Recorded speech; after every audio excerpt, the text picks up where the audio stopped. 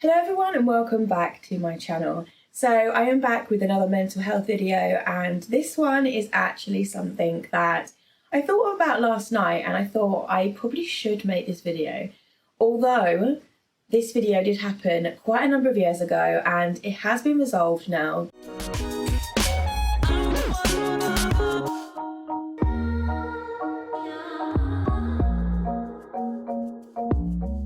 So before I get started, I would just like to put out a little bit of a disclaimer. So in this video, there is trigger topics such as suicide and mental health, things like that mentioned, and I really don't want to trigger anybody. So if you are not in the right frame of mind to watch one of these videos, then please click onto one of my other videos and watch something a little bit more lighthearted. So in this video, I'm going to be talking about a time when a mental health crisis worker told me that I was homeless. And by the way, that was a complete and utter lie. And the way it was handled was completely unprofessional. But I will say that this happened years ago. This happened when I was 17 or 18, something like that. So it happened quite a number of years ago, and it has since been resolved. And I have since had an apology from the member of staff in question. But I just wanted to raise awareness and basically tell this story. So just to backtrack, at this time I was living at home, and I do have two younger brothers, both of which at the time were under the age of 18, so therefore were considered minors. At this time in my life, I was very mentally unwell. I would continually take overdoses and I was just not very well in general. I was not able to control my emotions, and I also was not at a place where I wanted to accept help. I would constantly be what mental health professionals refer to as a revolving door patient.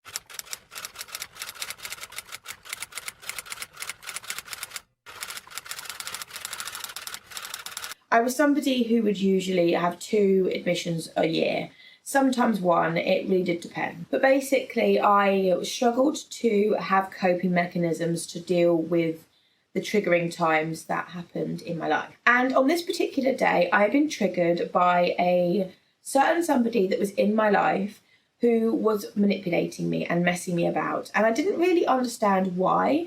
And it's only been recently that I've actually completely distanced myself from this person. And I will make a story time about this because it is basically an LGBTQIA relationship gone wrong. Of course, I'm not going to mention this particular person's name, but I do want to raise awareness for the fact that also not every relationship and not every lesbian or any sort of relationship like that is all sunshine and rainbows. There is the toxicity in there, the same as heterosexual relationships. So I've been messed about by this girl, and the night before I was due to go and see her, so bearing in mind I had packed a bag, I had bought my train tickets, I was ready to go and see her. The night before she turned around and she said, "I don't want you to come." And basically she cancelled last minute. And for me, I don't deal well with change, and especially when it is last minute, and especially also as I'd been getting my hopes up to seeing her. So for her to cancel last minute and to not really give me a reason as to why, it was just a case of, "I don't want to see you." It made me feel very rubbish basically, and it made me feel like it was all my fault. So the night before I did have a little cry, and I did say to myself, if I feel like this in the morning, I'm going to overdose. And to be honest, I really didn't think I was going to feel any better in the morning. But at night, my parents and everyone was in the house, and I didn't want to have them find me if it was to be successful. And in my messed up mind, that was what I was thinking. I overdosed the next morning because I didn't feel any better, and that was my rationale for it. Although I don't really understand why I was thinking like that. So I took the overdose, and then I just sat and waited it out. I did end up regretting the overdose about 2 hours after I'd done it. And I then ended up calling the paramedics. And this is another common misconception. When somebody who has taken an overdose then calls for help themselves, they are seen as, "Oh, it was attention seeking," or "Oh, it was a cry for help." There's no, "Oh, well, possibly the intent was there when they actually did it, but then they regret it." So after the incident that happened the night before, I had said to myself, well, if I don't feel any better in the morning, I'm going to overdose. And that is exactly what I did. But I really do think that there needs to be a more awareness about overdoses in general. Overdoses that have intent.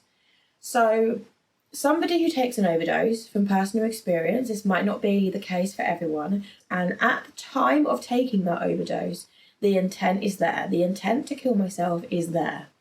But maybe an hour, maybe 2 hours later, that is when I have done some thinking and I completely regret what I've done, basically. And that is when I can call for help. And a lot of the time, I then get asked the question, or is it a cry for help, or were you just doing it for attention? And that is something that I hate being asked. And I'm sure I'm not the only person who gets asked that. But no, I wasn't doing it for attention, and no, I wasn't doing it as a cry for help. I was doing it because I wanted to kill myself. And whenever I tell like a paramedic or even a nurse or a doctor that, they're like, oh yeah, well, you did call the ambulance, so you did want the attention. And I'm like, no, I didn't want the attention. I regretted my decision 2 hours previous. I am entitled to change my mind, and I am entitled to regret my decision. So I remember this very vividly. The paramedics came out, and it was 2 female paramedics. They came in after I'd opened the door, and they basically asked, was they there to see me? And I said, yes. They then said, is there anybody else in the house? And I said, no. And then they said, well, can we go and sit down somewhere? And so we went into the kitchen and we sat down. The kitchen was a good place because it then gave them like a place, a big space to put their stuff down, and also there were stools and chairs, so it gave them the ability to sit down as well. They did my vital signs and they asked what had happened, and I basically turned around and told them what had happened. Not the full story, just the medical things they needed to know, like the fact that I'd overdosed and what I'd taken, and basically what the intent was.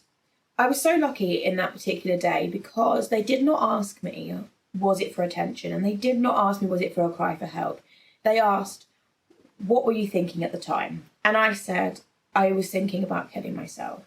And then they asked, but if you were thinking about that, why did you call the paramedics? And I said, because 2 hours after I did it, I regretted it. I thought about it and I'd regretted it. And they turned around and said, well, I'm really glad that you regret it because I'm really glad I was able to help you.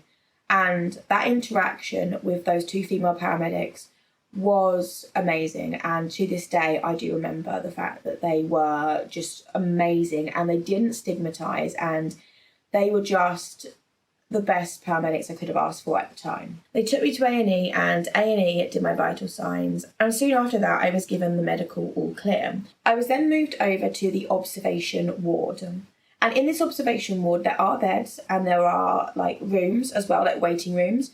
And I was put into this waiting room to wait to speak to the crisis team. Now, I was in this waiting room for absolute hours on end. Like, literally, I was there for 4, 5, 6 hours. I was there for so long. And at numerous points, I was like, I want to leave. What's the point? Like, I've been waiting 4 hours. Like, I don't want to wait anymore.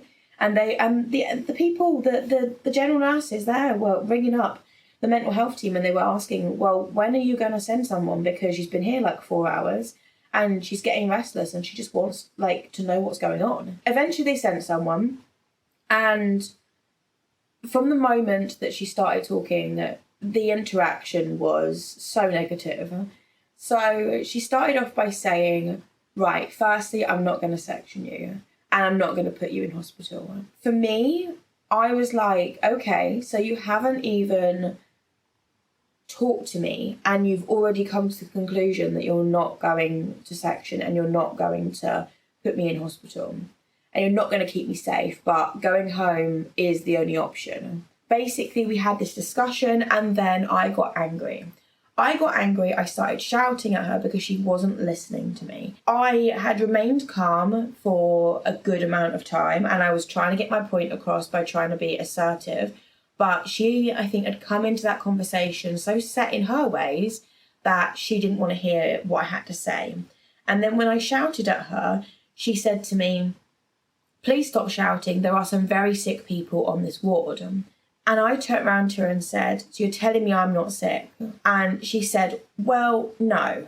And I literally was like, mate, you can't say that. Like, I may not be physically sick, but yes, I still have a mental health issue. And you're meant to be a crisis team worker. Like, you can't tell somebody who has just taken an overdose that they are not sick. Please get some training. Like, that is not what you say to somebody. It will just make them even more angry. I called my mum, and bearing in mind, at this time, it was like 3 a.m. So I had been at hospital for pretty much the whole day, since like 11 o'clock. I called my mum and they said that I need to come home. And my mum said, well, I don't really want to have you home because you've got 2 younger brothers and it scares them when you're so unwell. Like, ideally, I want you to go somewhere, get better, and then you're welcome home. And I goes, okay. And then I said, do you want to speak to the crisis worker? She's just outside the room. And she said, okay, I'll speak to her. So I handed the crisis worker my phone, and the crisis worker said, why are you handing me your phone? And I said, because my mum wants to speak to you. And she said, I'll give her a call back in a minute. And by this time, I was crying my eyes out because I didn't know what was going on, and I was so overwhelmed by everything that was happening. The fact that my mum was saying, I don't really want you home because, like, you're going to affect your brothers. And the crisis worker telling me that I can't go to hospital, so I've got to go home. So I was sitting there thinking, well, I can't go anywhere. So the crisis worker then called my mum back, and I don't exactly know what happened on that phone call, but basically the crisis worker then called me out of the room that I was sitting in. So I stood in front of her, and she said, right, I've just spoken to your mum and you're now homeless. And I stood there, I swear, with my mouth to the floor, and I said, no, my mum wouldn't have said that. And she said, well, she did. So you are homeless. So from now, you are homeless. Your mum is going to write a letter to effect that you are homeless and that she doesn't want you home, and you're on the streets. I cried and I cried and I cried. And I said, no, this can't be true. And literally, the crisis worker was standing by the fact that she wasn't going to admit me. So the crisis worker then turned around and said, well, now as you're homeless, and shoving the whole homeless thing in my face, saying that I was homeless, she now had a duty of care to find somewhere for me to be. Whether it be a respite centre or whether it be a hostel, she had to find somewhere because I was under the mental health team. And she didn't seem happy about it. She really didn't. She found me a place in this mental health, like, crisis bed. It was basically a place that I'd been to before, but it was like a big house. There was some people who were there, like, permanently, and that's where they live. But they did also have a couple of crisis beds where if somebody needed to go there for respite, they could. I didn't speak to my mum for a good 48 hours because I, bearing in mind, was still under the impression that I was homeless, and that I hated my mum for that because I was homeless. So I didn't think to ask my mum her side of the story because obviously I hadn't heard what was on the conversation between the crisis worker and my mum. I basically was sitting there going, well, I'm homeless and it's all my mum's fault. My mum's telling me I'm homeless. Like, after about 2 or 3 days, my mum messaged me and she said to me, hey, how are you? And I replied to her and I goes, well, I'm homeless, so I feel like shit. And she goes, what do you mean you're homeless? And so she then called me and said, what do you mean you're homeless? And I said, well, this is what the crisis worker has said to me. The crisis worker has said that you don't want me home and that you're going to be writing a letter to the fact that I'm homeless and that basically I'm going to be on the streets. And my mum said, I would never do that. She said, I said to the crisis worker that I want you to get the help. And I said to the crisis worker that I want you to go somewhere where you can get better and then you can come home. Like, I'm not kicking you out. The anger then turned from my mum to this crisis worker, and I felt so angry at this crisis worker for blowing things out of proportion and telling me I was homeless.